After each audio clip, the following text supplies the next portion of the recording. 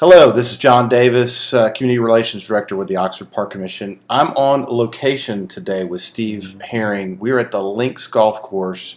We're preparing for the last Ready Golf session of the spring and also the transition into the summer. We've got 3 offerings with Ready Golf, and Steve Herring is our instructor. Steve, how you been doing? Been doing really well. Thanks, John. Last week, for those that haven't seen stories or just keep up with the high school golf world, Coach Herring helped guide the Chargers to a Class 6A state championship, the 4th under you, the first in 6A for the high school, and was it the 75th overall for the school? That's it. 75th overall for the school, and that's impressive. I mean, you can fill up a gym like that with the banners and everything else that we do, and just fortunate.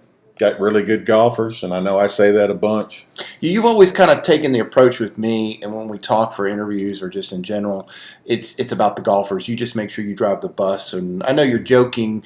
In all seriousness, too, folks, I mean, this guy knows a lot about golf. He does have some great golfers, but it's a tremendous accomplishment, and I wanted to let everybody know that follows us that you did that. Well, I appreciate it, and the thing about it is it all starts with Ready Golf at that age. Mm-hmm. And if you want to get good at this game, you got to start early. I cannot stress that enough. And the great thing about it is it's a game that you're going to learn and you can play for the rest of your life. Yeah, I mean, we've seen senior PGA people. Arnold Palmer was, God rest his soul, was driving the ball off at the Masters and into his 70s and 80s, I think. And C.J. Easley, who signed with Auburn, one of your golfers. Right. Arguably the best player in their state. You think he's the best, so we'll just say he's the best. How long has CJ been playing? He's 16, 17 years old? CJ's 16, but CJ is playing. The love of golf started really early for him with his granddaddy and his mom and dad both played golf in college. CJ just had that knack. I can remember seeing that little redheaded, freckled-faced kid when he was, he's probably in the 4th or 5th grade, and. Mm-hmm.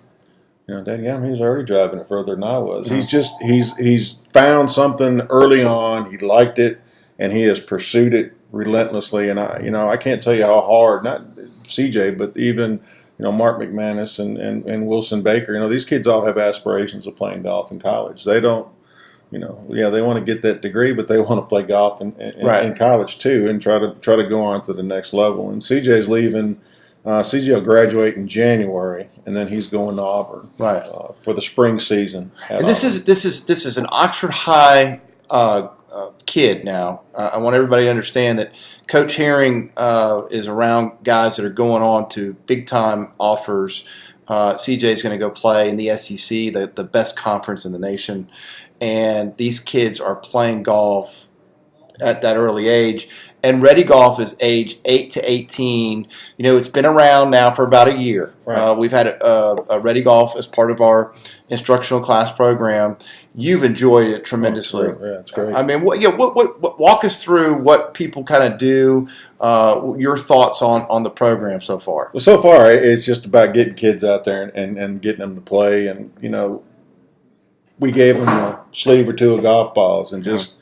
Simple things like that. They get that in there. They've got a whole bag full of golf clubs that they're all proud of. Uh-huh. A couple of my little juniors, they spend more time cleaning their clubs after they hit a ball than they do anything else, just because they want to keep their clubs immaculate. And that's part of it. And you get going, you get them when they're young. You find something that they really like to do. And this sport can take you a long way in some of the things that you want to achieve in your life you don't have to go play football and beat your brains out to play football. That's not golf. You don't have to run. And somebody said this. They said golf cannot be that hard because the ball isn't moving. That's not true. That's not true at all. But it's a humbling sport. It is. And by the time you think you got to figure it out, it'll bring you back down to reality. And the thing is this. It's not easy. It's not the easiest because of the complexity of a golf swing.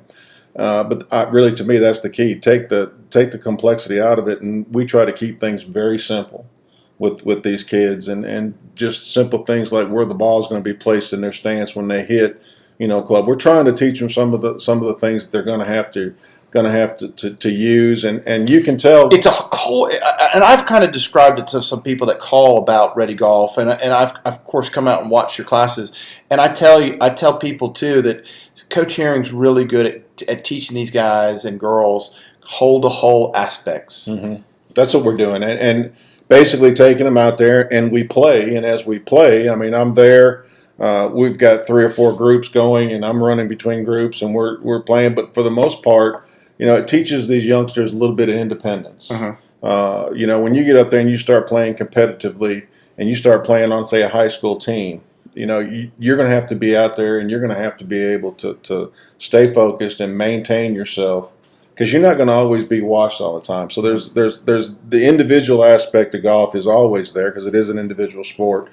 We play it in high school and in college as a team sport with 5 players, and the benefits of that are just immense. And I could see after taking our top 5 or 6 guys all over the place in the spring trying to play, you could tell the camaraderie amongst those guys.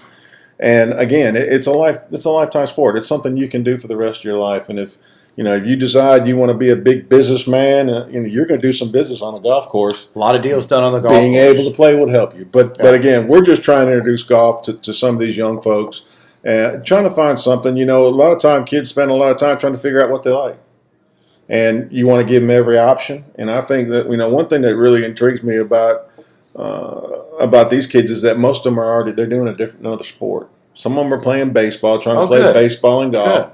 Good. Some definitely basketball and soccer are in there. So again, giving them a variety, and let's see what we can do with it. And again, these kids are going to grow up. Well, Ready Golf, we've got 3 offerings in the summer. You wanted that. You really took ownership from the standpoint of offering as much as you could for this summer. Right. The first one is filled. We do have some people on the wait list, but we still have 2 other offerings in June and July, if I'm not mistaken. Right, June and July. And, this is your instructor, Steve Herring. I think it's a great thing. Of course, you heard some of the stuff come from his mouth about why he likes it and what we're going to do. Ready Golf, and it will be here as long as you are willing to do it. And it seems like you're willing to do it. We're going to be here for a while. We're going to offer it. Yeah. So I think this is a great thing for the OPC and the community to have. Man, again, I don't need a full class. I just need a couple of kids that want to learn how to play golf, and that's what we're going to do. We're going to play golf. We're going to learn how to play golf, and we're going to have some fun. Well, that's all that matters. That's it. All right. Well, thanks for joining us today here at the Oxford Park Commission.